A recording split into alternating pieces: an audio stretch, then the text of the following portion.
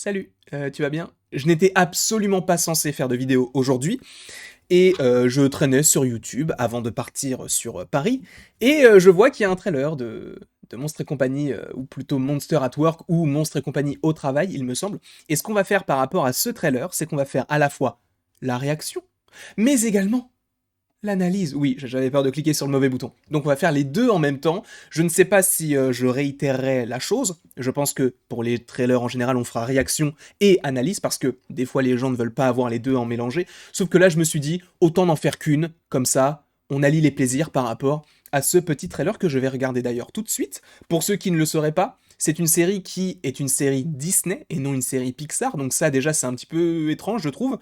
Après bon, c'est pas non plus incroyable non plus.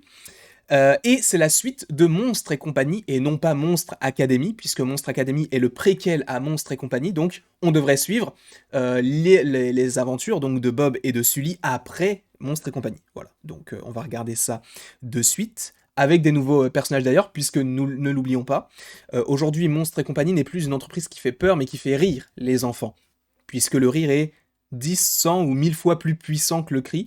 Donc ce qu'on va faire, c'est que là, tout de suite, on va réagir, et après, on fera la petite analyse. Attendez, je vais juste revenir là-dessus. C'est bon, vous avez le retour. Je vais me décaler un tout petit peu. On va faire ça comme ça, c'est parfait. Et attendez, c'est mieux si vous avez le son également. Attendez, est-ce que vous aurez le son? Ouais, je vais baisser un petit peu. Je vais faire ça comme ça. Hop, je vais même me baisser moi-même, parce que j'ai l'impression de parler un petit peu trop fort. Et du coup, bah, c'est parti, let's go.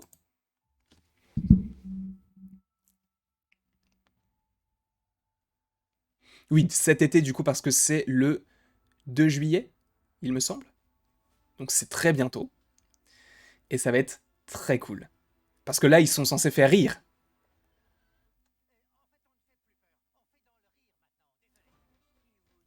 Ok. Donc ça, c'est ce qu'on avait déjà vu. Donc voilà, ils sont à la tête de la chose.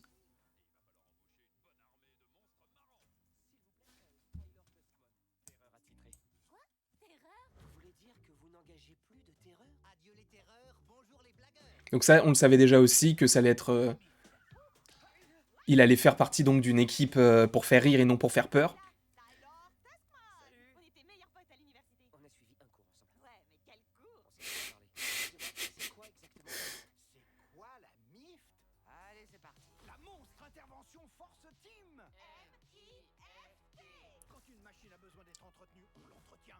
Ok. Donc en fait, c'est pas sur le fait de faire rire.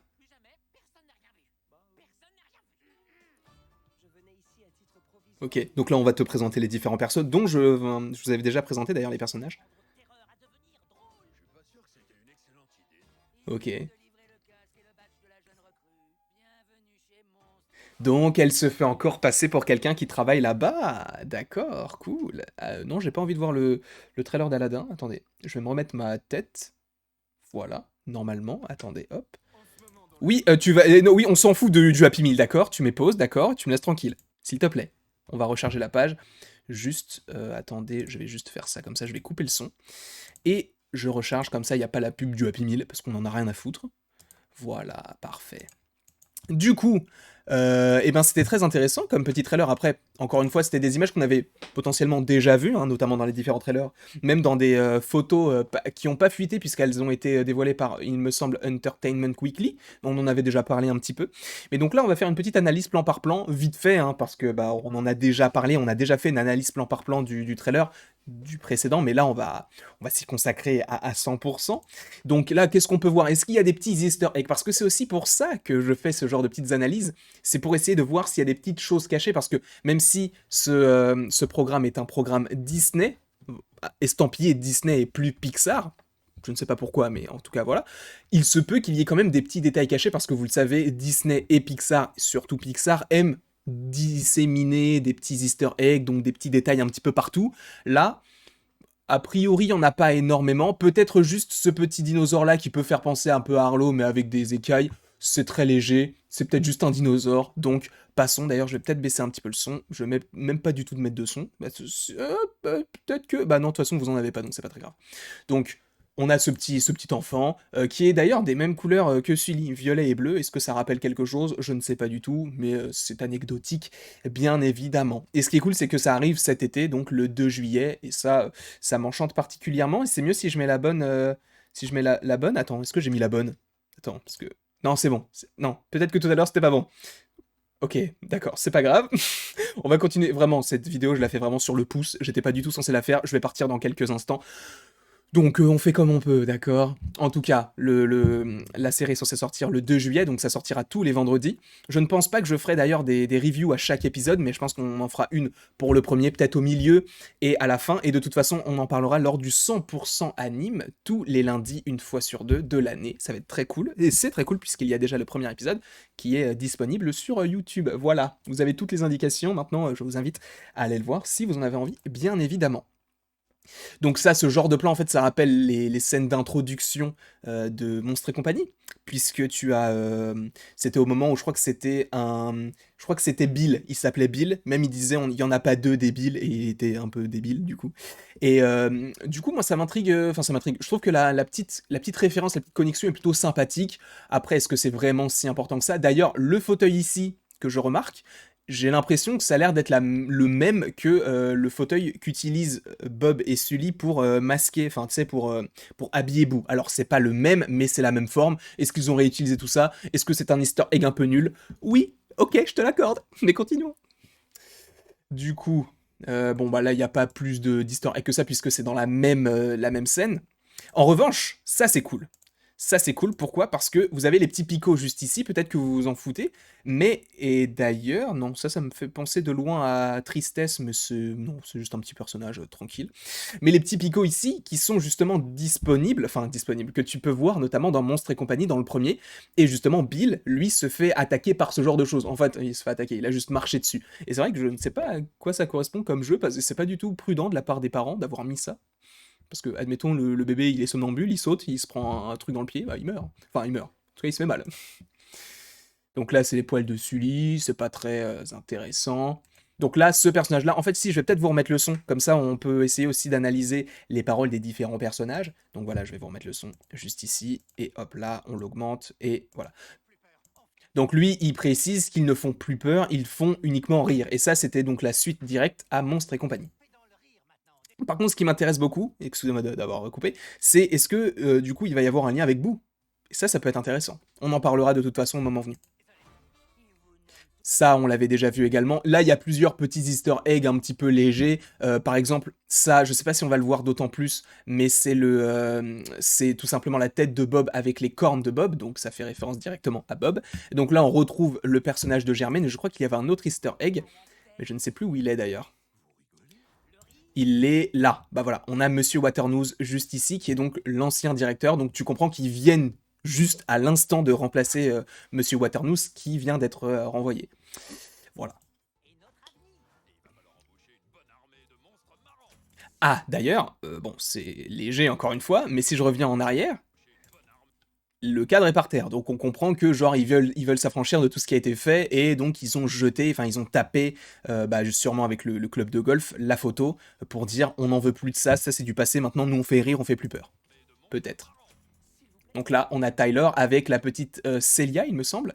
Est-ce que c'est intéressant? Je ne sais pas. Et vous voyez qu'ils ont remplacé, donc, je crois que c'est, normalement, c'est faire peur ici, donc c'est tout fear, je sais plus. Peur, c'est. Non, tout fear, c'est pas un verbe, mais t'as compris, c'est un verbe en lien avec la peur. Et là, c'est écrit laugh, du coup, c'est le fait de faire rire. Donc c'est l'étage du rire, je suppose.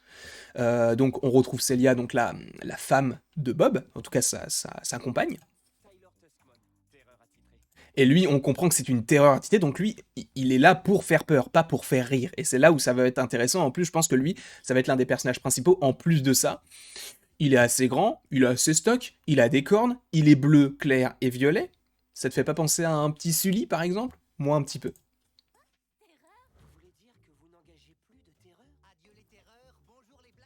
Voilà, du coup, maintenant, tu comprends que personne ne fait peur. Maintenant, tout le monde va faire rire, comme la fin de Monstres et compagnie. Ça va être le but de la série. Et du coup, là, on va découvrir ce qu'est la mythe. Alors, ce personnage-là, je crois que c'est Val, qui est doublé par Mindy Kaling, donc une actrice, une productrice également, peut-être réalisatrice même, qui a notamment joué dans The Office et dans d'autres trucs. Voilà, je saurais pas d'autres... Enfin, si, elle a doublé pour le personnage de Dégoût dans Vice Versa. Voilà, donc elle, ça va être le petit personnage marrant, un petit peu enthousiaste.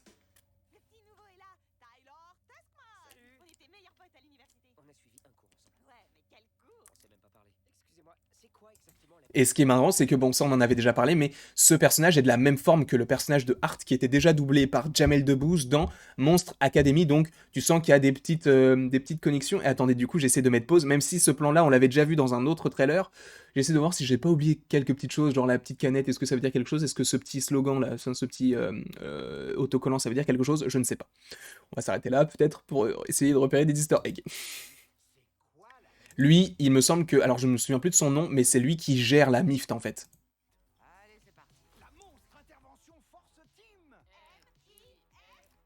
Alors, ce personnage-là, on en avait déjà parlé, mais lui, je sais pas qui c'est, du tout. Sur les photos de tournage... Enfin, ces photos de tournage, c'est pas vraiment une des photos de tournage, mais des photos qui ont été diffusées par Entertainment Weekly, on ne sait pas qui c'est. Enfin, lui, on n'a pas d'informations sur qui il est. Après, moi, ce qui m'intrigue beaucoup, c'est que il est là pour faire rire, seulement il est là pour être dans la maintenance. Donc peut-être qu'il va commencer à ce niveau-là et qu'ils vont monter un petit peu comme Bob et Sully l'ont expliqué dans Monstre et compagnie, et qu'on a vu ça d'ailleurs dans Monstre Academy. Ça, on avait déjà vu. Ça aussi. Donc là, c'est des petits personnages qu'on avait déjà vus, je crois. Enfin, en tout cas, l'esthétique était, ça ressemble à des personnages qu'on avait déjà vus, notamment dans le premier film, donc c'est pas hyper intéressant non plus. Lui aussi, d'ailleurs, c'est lui qui dit, quand il est au restaurant chinois, c'était quoi? C'était par rapport à Boo, et il lui disait, oui, elle m'a tiré dessus avec une totote laser. Bah, c'est lui, c'est ce personnage-là, il me semble, si je ne dis pas de bêtises. Et lui, c'est donc peut-être un petit peu l'antagoniste de l'histoire, celui qui semble être un petit peu le plus récalcitrant, quoi. Celui qui, en tout cas, c'est comme ça qu'il est décrit dans les descriptions de personnages. Donc peut-être que ça va être lui qui va causer un petit peu du tort à cette équipe, qui semble être quand même joyeuse, même si, bon, ce personnage-là, tu le vois pas trop sourire, mais elle, c'est peut-être plus le personnage un petit peu plus professionnel. Donc, Tyler, Val, donc lui, il s'appelle Fritz, ok. Est-ce qu'il y a des petits easter eggs encore une fois par ici? Je ne crois pas. J'essaie vraiment d'en voir partout, mais là, honnêtement, je peux même pas zoomer, je sais même pas s'il y a des choses ou quoi ou qu'est-ce. Peut-être qu'il y a des choses, hein, mais là, je ne les vois pas. Voilà, du coup, Bob avec la voix française, et il me semble que bah, il y a Jack France qui a repris du coup la voix de Sully. Et là, du coup, il semble être une sorte de match, puisque t'as quelqu'un qui a un doigt, enfin tu sais, genre comme aux États-Unis ou même dans les matchs de basket, je crois. En France, il me semble que t'as ça, où t'as des doigts, tu sais, pour dire let's go avec hashtag 1, etc., pour dire on est les meilleurs. T'as le petit doudou de. Alors c'est bien le doudou, je crois. Bon, là, il a un petit peu customisé de Bob, puisqu'il lui dit touche pas à mon ours comment elle s'appelle, Abou. Donc la petite référence est aussi plutôt sympathique. Et donc Germaine, qui a changé de coiffure, pourquoi? Je ne sais pas, mais ça montre que personne ne sait qu'elle travaille pour pas la TGA, je crois, les TVA, je ne sais plus. Mais en tout cas, TDA, je crois, je sais plus. Mais en tout cas, ce personnage-là est la chef de cette institution, vous savez, ces sortes de petits soldats tout jaunes. Bah, elle, c'est la chef, et bah, vraisemblablement, sachant qu'elle est encore là aujourd'hui, on a vraiment l'impression que personne ne sait que c'est elle.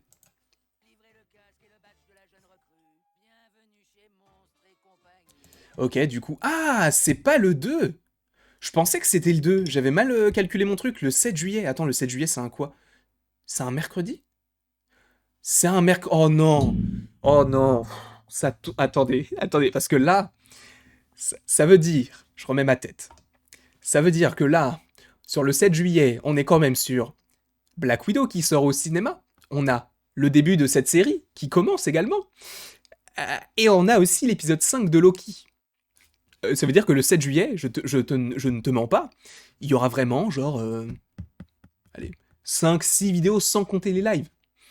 Le 7 juillet, je vais mourir. Je te le dis direct. ça va être compliqué pour moi. En tout cas, je vais me remettre juste ici. J'espère que vous avez apprécié cette petite analyse. Alors, c'était très léger, hein, on en avait déjà parlé un petit peu en détail parmi les anciens, les anciens trailers, pardon, excusez-moi. Donc là, c'était vraiment une toute petite réaction. Il y avait pas énormément de choses en plus, mais moi ça m'intéresse beaucoup parce que c'est la suite de Monstres et compagnie, donc un film qui a bercé toute mon enfance et je pense possiblement la vôtre, hein, ce n'est pas impossible, ou même peut-être que vous l'avez découvert un petit peu plus tard, mais que vous l'appréciez, donc voilà. J'espère en tout cas que vous avez apprécié cette vidéo. N'hésitez pas à l'aimer, à la partager, à la commenter et à vous abonner, cela me ferait extrêmement plaisir. Et après toute cette petite vidéo en soi, c'est quand même une petite analyse parce qu'on a fait du plus long hein, quand même, on a fait du 1h11 sur Eternals. Là, on fait du 15 minutes, on reste dans un format classique. Voilà. En tout cas, après toute cette longue vidéo, il ne me reste plus qu'à te dire à la prochaine, pour la prochaine.